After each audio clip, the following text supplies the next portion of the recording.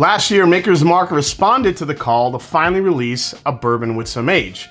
Maker's Mark usually ages their bourbons up to about 6-7 years old, so when Cellar age was announced, everyone went bananas. I'm in a glass case of emotion! I mean, we're talking about more than 65 years where Maker's Mark didn't age their whiskey for, a decade plus. It just wasn't something they did, at least, to release to a mass market. So last year, Maker's Mark announced Cellar Aged Bourbon, and it was announced as an annual release, featured a marriage of 11 and 12-year-old bourbon, focused on the question, what if age isn't just about time, but instead how you use the time to evolve and develop and mature the whiskey? Well, the 2024 edition is here. It is older than last year. Let's review it. Stay right here. It's the Mash and Drum.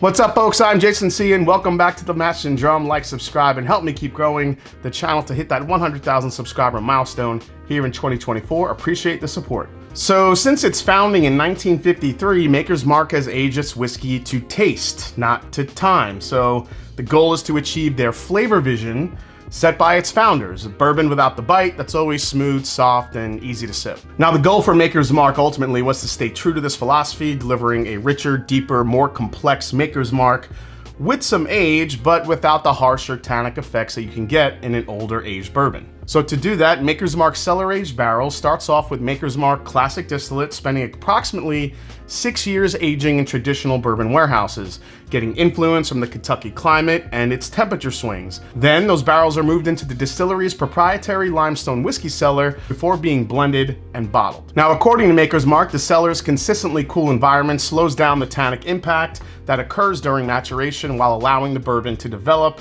a deeper, darker flavor with hidden depths without the bitterness. Now, I do think that was true last year, but I also do think that last year's version, while I really enjoyed it, I still do think that you really need to like that Maker's Mark flavor profile that they have. I think it's unlike any other wheated bourbon on the market, and I think that's why, people like it, and sometimes people dislike it, but it just depends on your palate. All right, let's pour some 2024.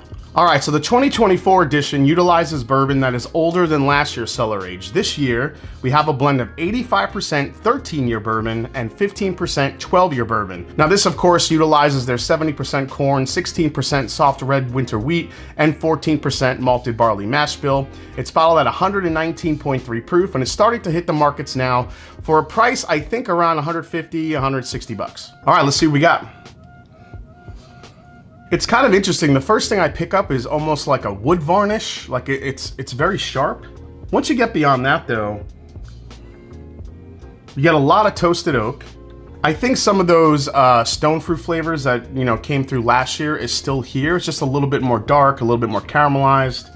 There's definitely that note when you walk into a store that, or like into a department store, like you walk into like a Macy's or something and you're in like the leather jacket area. It kind of smells like that, which I know that's very specific, but that's what it kind of reminds me of.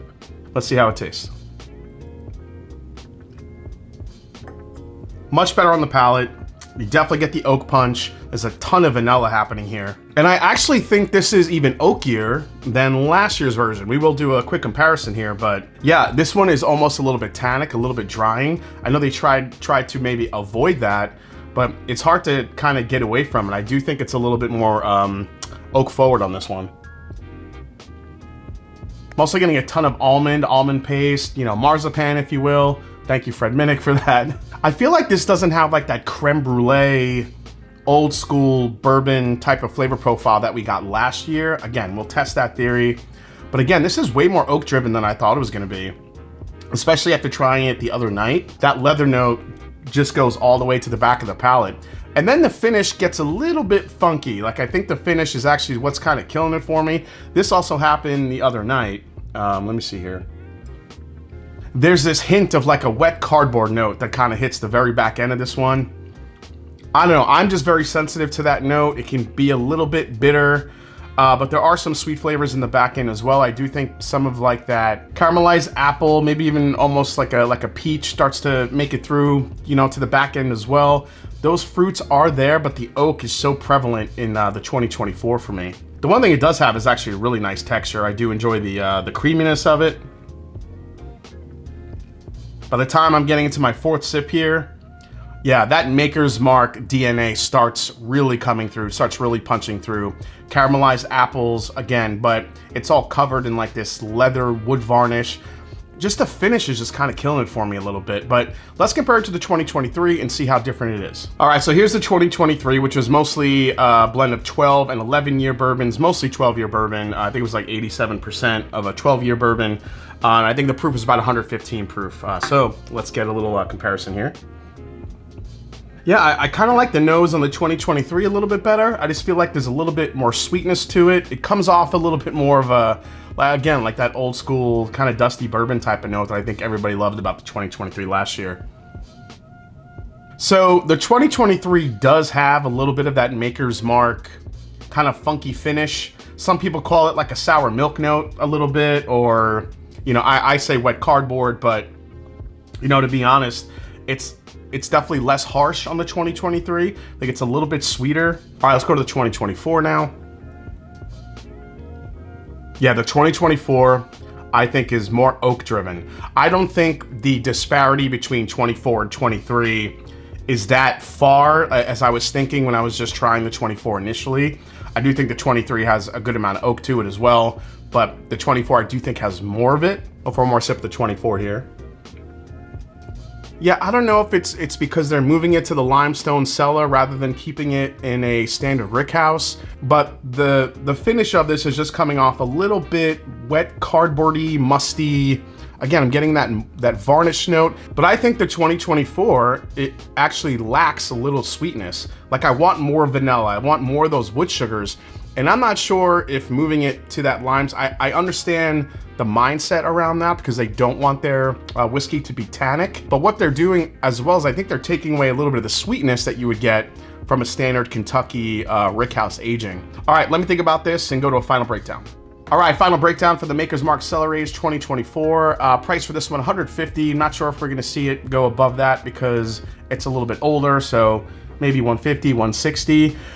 Secondary market or resale market value, I've already seen these at about $400, $450, which I think is really what happened last year, and then they kind of went down. So that's really kind of the price. Availability, I do think these are going to be limited, and people are going to scoop these up for sure because that's what happened last year, but we'll see what happens this year. But either way, availability is going to be limited.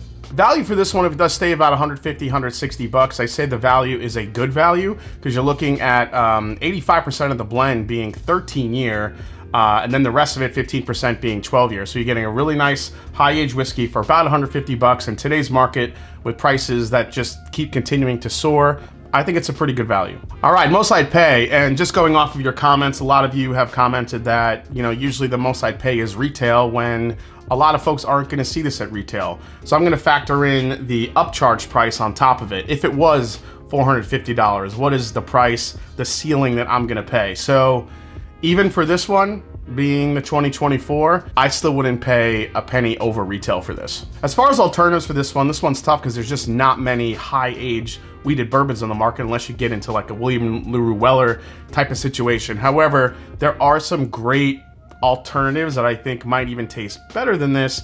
I mean, that's just my opinion. I think Larceny Barrel Proof is a great alternative for this one. It's rich, it's definitely dense, it's sweeter. Bardstown Bourbon Company has a great Origin series. They also just released a high wheat, which I think is also really delicious. Now, given those are only about 6 years old, but I think over time as those get older, that could be even a more viable solution to the Maker's Mark Cellar Aged. I think my favorite alternative though is gonna be the Ben Holiday soft red winter wheat rickhouse proof. If you could find one of those are about 6, 7 years old right now, and I think they could go head to head with this, and in some, you know, cases even overtake this. I just think the flavors are a little bit more rounded. It's a little bit sweeter, and I don't know, even the finish I think is a lot nicer than what you get on the Cellar Aged.